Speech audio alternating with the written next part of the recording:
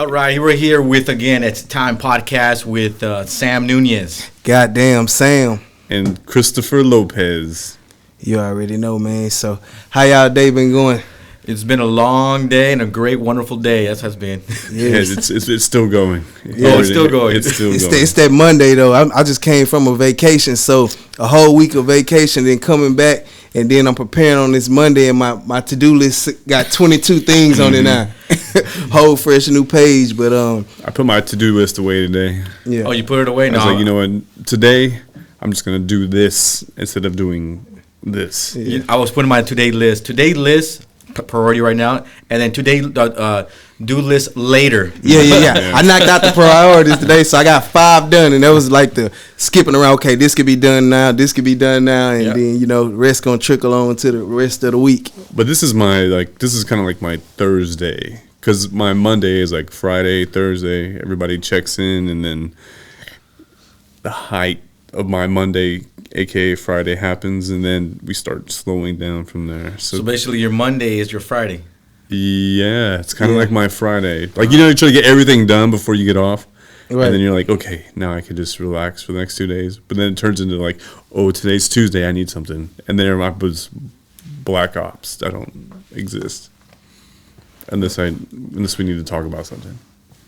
Well, my day goes on a Monday. Monday is my day. I get on and I just start putting everything down, and I get booked and booked and booked and booked. It's like, man, I stay here till like probably 11 o'clock, 12 o'clock, midnight, and people are like, you still doing your thing? I'm like, fuck, I'm still doing my thing.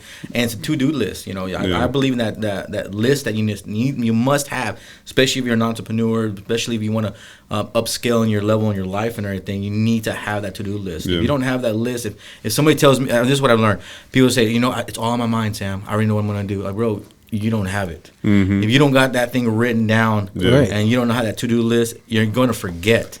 You're not a robot. You got to write it down. And them ideas, sometimes they come so quick, and you might think you're going to remember them, but then you might have something else coming. It's going to push that to the back. So I always try to make sure whenever I get an idea, I got a notes in my phone that says ideas. I do that. Anything comes up, I put them ideas in there. Like, I barely go back and look at it unless I'm putting something in it. But when I had that day where I said I'm finna go look at it, I find so many ideas, and I'd be like, wow, I did not know I wrote that in there. I have like 1,000 of them, probably thousands and thousands of really great ideas. Most of them are never action, but just ideas. You go back to it, I'm like, just hey, ideas. But it practices your mind of like problem solving. So if you're able to come up with an idea or a solution for any kind of thing that you come across and you write it down, like that gives you the ability. It's like working out, like doing biceps, right? You can't get big biceps unless you work out. So when I put my list together and I do my list, it helps me with problem solving. And I noticed that my problem solving is like super high. I've been tested for this too, so it's it's quantifiable. But but in a sense too, is like I do that, and I notice that when I'm against the wall, I'm getting punched in the face, and I'm like, I already got solutions in place. I already got my problem solving abilities already ready to go. What else we got going on, Mr. Nunez? Mr. Nunez. on this good old Monday. Well, it's one thing that I know about going back to to-do lists. It's really important. Anybody's hearing this out. Yeah. If you're starting your day, your week, this is what I do. On my Sundays, it's my day for me to relax, to disconnect myself away from everything that I do. Sometimes before I used to put myself like, no, I'm gonna work on Sunday. I'm gonna get organized and I'm gonna set myself up and this and that. Well, you know what? My organized is already starting on Friday. Friday evening, I'm already doing my work already for next week. I'm putting all my to-do list. Okay, what do I got to do? I got to check up on the guys. We got to do the payroll. We got to make sure that we got the recruitment coming in. So I just break everything down. And if I forget things, it's like, oh shoot, I forgot to put that. Let me put that in my notes. Yeah. Because one thing is really important, especially if you want to upscale in your business or in your entrepreneur world, you must have that to-do list. There's no such thing as it's on my mind, like I was saying earlier. Right. And a lot of times, what I've noticed, a lot of people that jump into as an entrepreneur, they always say, "Oh no, sir, I already have it. It's in my mind, bro. It's not gonna happen." When I talk to my leadership, I say, guys, if you don't have it written down and you don't got your to-do list, you're not going to accomplish your list. And you're going to be unproductive, where you're going to be like, what did you finish? Well, I didn't do anything. dude, I told you to write it down. So Yeah. I think it's a practice that we have to use in a day-to-day base where you must put that to-do list to allow you to upscale, especially if you're in the production world, especially if you're in the sales world, especially in the real estate world, especially if you're in any industry that you're in, you must have that to-do list. It's a must. And it's like a life hack also when it comes to tricking your brain, because it's something about checking something off on the list. It stimulates the brain to where it's like, okay, I'm getting stuff done. And when you just see yourself going down the list and you done checked off almost everything. They're calling accomplishments. Yes, exactly. So, yeah, man, we definitely got to do that. But I also think you should go in and do quality control on your checklist. Because a lot of people have this checklist that are just like, all 5 of these things that you're checking is no progression in your life. So it's like you could put things down, you could have a checklist, you can do all these things and still be the same tomorrow, and then build just sustainment plans. You got to put goals on there. You got to put leveling kind of things on your checklist. Like, did I level up today by learning this, or did I progress and pursue this? I think you have to like have a high priority, low priority things. There's some sustainment checks that you need, but then there's some like, hey, this is some big goal checks to go to the next level. Because if you can get a checklist of sustainability, and it's not going to really help you out that much. You're going to be accountable for just running your day to day. But I think a lot of this starts too is like in the military. I used to tell my guys every time, like, hey, I need you to do all these improvements, and these are your checks and balances that I need you to achieve while you're for the next quarter or this quarter. And then kind of like what we do now is financials, right? I need to know like financially, what is our checklist? What are we meeting? What are we needing to accomplish in order to go to the next level? And you got to do these at the smallest levels, because you start practicing them, and then you get into the ability of like, okay, I know how to grow as a janitor, as a guy turning the wrenches. Now I can own my own, auto supply or automotive place and all these other things. You still gotta start progressing, accountable progression early. Right. Man, so that's definitely what we need to do, man. The to-do list. You saying something about real estate earlier.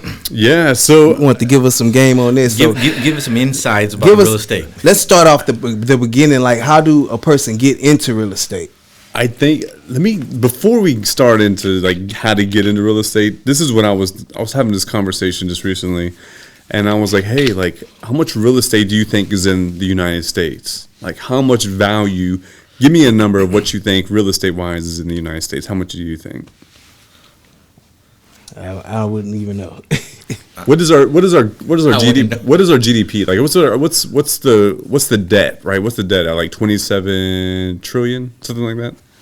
We're like trillions of dollars in debt, right? So land wise, the United States holds about $282 trillion worth of land. But what I've noticed this past couple of years and leading out of COVID is a lot of institutional capital came in and bought up a lot of real estate. It increased the value of real estate because everybody's like, oh, everybody's buying real estate. And everybody in a sense was, a certain percentage of it was, but a lot of it was institutional capital that was coming in and doing big developments, big acquisitions of land, master communities, like all these other things. Like you started seeing a big boom of institutional capital come into ownership.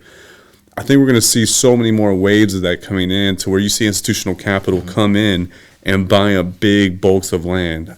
Some of these are backed by China, foreign investors, and all this other stuff that come in and buy out like large things of land, and they'll hold them and they borrow against them and do all these things, and they acquire capital that way by moving their money into the United States and raising the value of that stuff, and they move money back and forth that way. But I feel like if we don't get into a position of land ownership and accountability of the land, every one of us are going to be renting from these investors in the future. You're not going to own anything. This generational wealth that you talk about is going to be flat. You're going to have to make it through a business or other stuff, but you're not going to own anything. No American will own anything probably in the next 100 years if we keep at the pace that we're going and selling land and getting rid of it. And we're doing land transactions like they're for the moment. Like, oh, I need to work in this city, so I have a piece of land and I sell it and I move on. Yeah. it kind of reminds you of what the Chinese are doing. I think they've been buying into Jamaica or Africa, one of them, and they've been seeing a lot. It's the United States. Yeah, and other countries. It is. Yeah. So that's a crazy thing there when you think about somewhere like you go like to Africa or Jamaica and you got Chinese people now is buying up the land and then they putting up their stuff. So it's like. But you think about it, every big city has a Chinatown. It's like literally a Chinatown. You go over there and you're like, you feel like you're in China. We have it here in Houston. Yeah, you go over there, it's like China. It's like China. Chinatown, yeah. But do you feel like we shouldn't be able to, like, nobody should be able to get land from all over? If you regulate one, you got to regulate all. And then that's not being an American. It's like this. We cannot as Americans, I don't think we can go to other countries and buy land, right? You have to be a citizen of some. Some of you can be sponsored. I mean, like what? Like I know in Mexico, I think you need to be like a citizen or you need to be in somehow. It used to be that way. I think now you can do land ownership. Like Belize, a lot of people have been getting property out there. Yeah. Mm-hmm. So I guess it's certain places you can go out there and actually get. Yeah, but before you go take another country, you should probably own a bunch of land in this one. And for sure, definitely. Yeah. So, but it's almost like. If other people come get it, it's almost like it's fair game because it's the United States. I guess that's just the whole point of it being the United States. We operate completely different from all the other different countries. But didn't you say? I remember you telling me you're like, hey, you know what? If you really want to get into the real estate business, buy property cash, buy like cash, $100,000 a lot, you know. And if you want to build, this is what I see. He subscribed. I actually subscribed $9.99. $9.99 got you a long way. But continue giving him this $1 million worth of gain. Go ahead. He remembered because he paid. Yeah. If you pay the subscription when we have a conversation, you're gonna remember. We had this conversation. I told him. I said, hey, look. Look, bro. I'm paying $9.99, and you haven't given me no freaking information. I want some information. Mm-hmm. I'm paying $9.99 every month. I want information. He's like, all right, you gotta do that. That's it. We're sitting there and everything. He's like, I said, okay, so what do you recommend? He's like, okay, so what you want to do is you want to get $100,000, your cash money, go buy a piece of property, okay? With that piece of property, okay, what you're gonna do is that, correct me if I'm wrong. For cash, buy cash. No loan, no nothing. You buying cash. $100,000. And this is what I told him. I said, you know what? I think I can probably do it in 3 months. I said, you know what? That's my vision board. In 3 months, I'm gonna develop $100,000. So that's my mission. So, and I'll show you later on and everything. But anyways, I told him, I got $100,000 in 3 months. I'm gonna buy it. I'm gonna do it. So the beginning of the year. So you get that $100,000. You buy it cash. You hold on to it. Then you go to the bank. Okay. Then you tell the bank, hey, you know what? I want to go ahead and I want to build a home here. Yep. Okay. So the home there, you use your property, if I'm not mistaken. Collateral. It's collateral. So you're probably paying for $100,000. You're probably paying like maybe $1,200 a month or something like that. Maybe. A little bit less. Remember, it's just land. It's just land. It's about $800 some dollars. Yeah. About $800. You don't need a whole bunch of insurance. $800, $900. Right. Check this out. So you buy it close to the areas where the houses are running between $300,000, $500,000, $600,000 houses. So you make a house out of with $100,000, you make a house that's worth about $500,000, $600,000. So you borrow about $200 for construction. Yeah. So you're in it all $300. So you go back and you get it to the market. You put it back in the market for a lease, right? Renting. So you move it from construction loan, and so you should subscribe to get this game. But we're gonna give it to you. I'm giving it to you for free. But you know what? This is actually in Rich Dad Poor Dad. Yeah, exactly. Yeah. So it's all clicking to me. So you go and it's in a construction loan formation, right? So you have the LLC. It's you're turning your LLC's doing a development on it. The bank saying, hey, if you don't pay us for this, we're just gonna take your land from you. You're good. So you go and you build the $200,000 loan. They issue the money based on the amount that it's done. It's completed now. Now you turn it into a conventional loan. So 30-year note, blah blah blah blah. You refinance it, or you finance it for $500,000, or refinance it for $500,000. You pull everything you had in there back out, and then you put a renter in there that's going to pay for all the money you borrowed against it, and then you go do that 2, 3, 4, 5 times. Yeah, and you keep doing it. So. Yeah. Let's kind of. That's just one move. I'm gonna ask you though, it's just like the simplest way to say it. Like basically, I'm sorry, let's just say if you go to that's not. It's sound real complex. I understand where y'all was going, but let's just say in a simple way, or y'all saying like, okay, we take $100K, we take it to the bank, and we pretty much basically you can But not just any bank. Let me just emphasize. Let me just. You can't go to Bank of America. You can't go to Bank of America, Wells Fargo. They can give you shit. I don't care what you're doing. Sorry, you got to go to a local bank. You want a local bank that knows real estate in the area. Like a guy in New York. Wells Fargo's worried about New York developments. They're not worried about Houston or Missouri City or Galveston. Like nobody would ever even come down here. They want to know about New York. Right. So get with a bank that's local, that cares about local real estate, because the majority of their holdings and their net worth and all that other stuff is through local real estate deals. Right. So this is something I've heard. I've heard something like you can take $100K, put it in the bank, ask for a loan. They're more likely to give you a loan based off the fact that you already have $100K in the bank.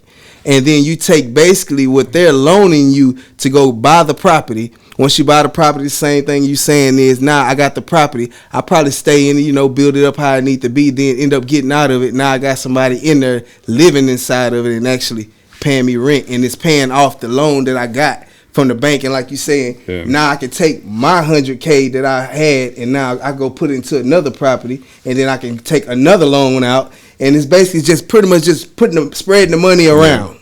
But you want to hold the deed to something, right? Like, if it takes 8 months, 9 months to do a development, like, and you already have that deed in hand, and if you leave it in the bank, it's only going to make like nothing, maybe like 1%, while the bank themselves are making like 20% on your money. Right. But if you go put it in a property and you have a deed in hand, like I own my car, is different than making car payments, right? Because then you're paying interest and all that other stuff. It seems like cheap money, but it's doing the one deal right the first time, right? If you go into that, you got risk, you got this and that, and blah, blah, blah, blah. You don't want to deal with it, right? You want to put the money down the land. Now your collateral is the land. It's not wondering, if you have $100,000 in the bank, I got to lock your $100,000 up and ensure that you don't spend it while you borrow against it. And now you're like in super debt. Yeah. So you have the land. It's less risk. You got to think, if you say, hey, I'm going to give you $200,000 to build a house. You own the land. You have a deed to it. I'm going to use your deed as a guarantor, because if you burn off and don't pay me for the money for the house, I'm going to finish the house. Now I got a $500,000, $600,000 ownership of that. And I'm not going to chase, $300,000 worth of money. Like, I'm going to make $400,000 on that deal. Right. So it mitigates the risk for the bank. And we always got to think about like how much risk we're taking on personally, and then extending that risk to institutions that we're trusting to. Also, too, you don't even have to have credit. Like, you can do all this without credit. You can go, it's called a non-recourse loan. That means if you go and use collateral as land to do a development such as that, it's probably a non-recourse loan. I mean, it's not against your credit. It's your LLC that you put into the name of it for the deed on there. You put a trust on it and all that other stuff. You can use that collateral as enough collateral to not even use your credit. You won't hit your credit or do anything with your credit until you're probably going to finance it. But even then, it's not really it could be a non-recourse refinance too. So it's like getting with institutions that know what you're doing, having a conversation with Bill the banker that knows you, and you walk in there and have a conversation with him that can give you the ability to use non-recourse loans to go and expand your real estate portfolio, and it'll never have to touch your credit. Right. Well, that's some one-on-one. That's some one-on-one talking right there. That's some good real estate game. Because you know what's so crazy? I went to DJ Envy. He had like a little seminar, and I actually went in there, and they gave a lot of game, the same type of game. When they was talking about they was at the point where they started flipping like old high schools and stuff like that. Yeah. That's abandoned and turn them into apartment complexes. Yeah. So that's another big move in the real estate, is actually getting those properties and turning them into apartment complexes. I'm thinking about doing more commercial. I'm thinking about just dumping this Airbnb shit in the fucking ocean. I'm over it. I'm over getting shot at. I'm over like parties. I'm over dealing with certain people. Yeah. So you about to get out of that business and jump into the I'm going to stay in the business in a sense, but I'm going to be there's institutional capital have entered the market for this, right? So there's Stay Roman that's taken in $100 million, $200, $300, $8 billion, right? They've raised this money. but they're looking for inventory. There's lack of inventory. I've got everything from acquisitions all the way through connection wise to be in the background and doing what I love and spending more time with my kids. And that gives me the ability to not have to worry about other things. And I'm really, really good at that. And I sat down recently and I'm like, okay, what am I liking about my life and disliking about my life? And I'm like, okay, well, I don't like people. I just don't. There's nothing about me that's like, I have a really small circle, right? Like you're like three-fourths of my circle, right? So it's like, I love my kids. If I didn't have my kids, I probably wouldn't have any friends. But I have a lot of acquaintances. I have a lot of people that I admire. There's a lot of people in my life that are just like, I can tolerate them for like a short period of time. Right. I just have this thing about me. I'm just like, I'm a recluse. I like being alone. And I could have a whole entire party in that room by myself in the dark. And it's just like, it's amazing. So me being in hospitality and the front-facing mind, like, that's not really who I am. Yeah, you're more of an introvert. I'm an introvert. I want to be the dude in the back that's the Wozniaks. Yeah. I'm like the real estate Wozniak. I don't need to be like Grant Cardone. Hey, you know what I'm talking about? Something. Like, I don't need to be all that. I want to be in the back, just like the back billionaire motherfucker, just back there, just enjoying my stay. I'm pretty much that same way. Like I like to be more low key. Like I like going out to do stuff with people and party with certain people, but it's only for a little bit of time. Like I can't sit in the club from 9 to 2 a.m. No. Like I'd rather go to the club by 12 or basically probably about 11:30 than I'll leave by 1. Like I'm not staying to the end. Have you picked up on this? What I do? I go see everybody, and when I do go out and I'm outside, as they call it, I go to everybody. I'm like 30 minutes, and then Slim be like, "Hey, what's up, man?" Everybody's doing their thing, and I'm like, "Man, I'm going to the restroom. I'll be right back." I'm going, sure. Yeah, I'm out of there. I'm gone. Yeah. It's like when I'm out, I'm gonna make all my rounds. Okay, like I need to be here. And everybody swears I was there since the beginning. Yeah, they know what, but I also alternate the times in which everything's shutting down. So I do have shutdowns with people, and we transition and move, and we're in the parking lot doing our thing. So I do have those moments and times, but I haven't closed down with you in a bit. Let me go. I'll hit that one last. You know what I mean? So, being an introvert, do you feel like at times you have to tap into your extrovert side? See, the thing is, like, a lot of people think I'm an extrovert, so I got to play this role. But when they see me off of that, they're like, "Hey, what's wrong, man? Like, hey, are you okay? Like, are you feeling suicidal?" And I'm like, "No, I'm good. Stop asking." See, I have to basically go. I'll come out and deal with people, and then I gotta go back in and recharge. Like after I've been sitting up talking to people for too long for a whole day, next day I don't think I want to see nobody. And that's why I was like, oh man, I don't want to see you. Leave me alone. Leave me alone for a little. But in the industry that I'm in, it's like I have to. It's like a must. Right. I'm dealing with so many. I'm dealing with so much emotions and feelings and mindsets and everything. It's like, okay, I got to be there. Mm-hmm. And if you guys are listening, I really do love you guys. Yeah. But it comes to a place where sometimes I just being alone. To me, being alone is emotion. That's where I think the most. Yeah. I come with better ideas. I feel in peace. I can be with somebody for about maybe a couple hours, but I'm just like, I gotta go. Right. I think a lot of mine stemmed from my childhood. I went through a lot of abuse, right? So it was like beat unmercifully as a kid by like my stepdad. I went through like all these crazy things, but I noticed that I didn't have to please anybody when I was alone. So I kind of got groomed to that, and then I had to heal through that. But through healing through that, I found to become stronger when I'm by myself, and I'm more prayerful, I'm more relaxed, I'm more on myself. And then I find people that compliment my peace versus me trying to make sure everybody's good, make sure everything's good. Like being an older brother and going through all these things, I'm always like checking to make sure everybody's good. I don't have to be in that. And it's not saying that I can't. Like obviously I'm on a fucking podcast talking in front of, potentially more people, right? But it's like, I know what I enjoy, and I found joy by finding peace in the thing that I was, hurt from or moved into because of the hurt, and I found peace in that. So it's like I run to that to be like, okay, like I'm safe, Right.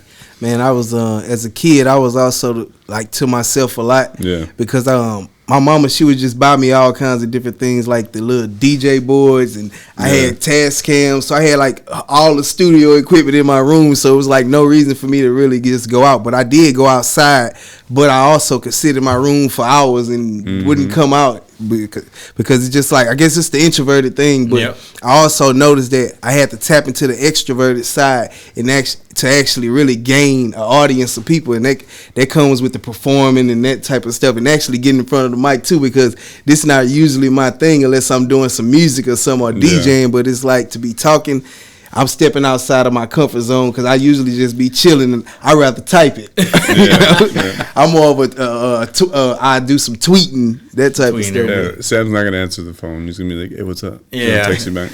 Man, on them Sundays, you know what? You like to text on Sundays. Chris like to text on Sunday. Yes, I be having the phone put up. I'm in my reclusive prayer of hey, I gotta send this out, and it's like, hey, bam, bam, bam, bam, bam. And then I got that morning time, like. If somebody see me up at like 5:30 and I'm posting on Instagram, they think they're going to call me at 5 in the morning or something. They see I'm up. I'm likely not to answer the phone. Like, I'm going to look at it like, this is not the time to talk. Because I got like a time, like at least from like 5 to like 8 is my time. Like, you have to have your time. Yes, like I don't have to talk to nobody. I don't have to have conversations. Like, y'all allow me to have this time. You see me up or whatever, I might just say, hey, I'm gonna call you later. I might text it, but other than that, I'm not gonna pick up the phone. I don't care who it is. Where's your spot that you run to? Everybody has like this place that they like go to. It's either I run to my patio. Yeah, patio, studio, bathroom. Yeah. I think a lot of men run to the bathroom, right? They're like, look, I used to run to the bathroom when it was a house full of people or whatever. So I basically be in the bathroom because I feel like that's the only place where nobody will interrupt you. Yep. When you're in the bathroom, but now I get up and go out on my patio. Pants up on the top of the toilet right there. Boom. Toilet's lit. Yeah,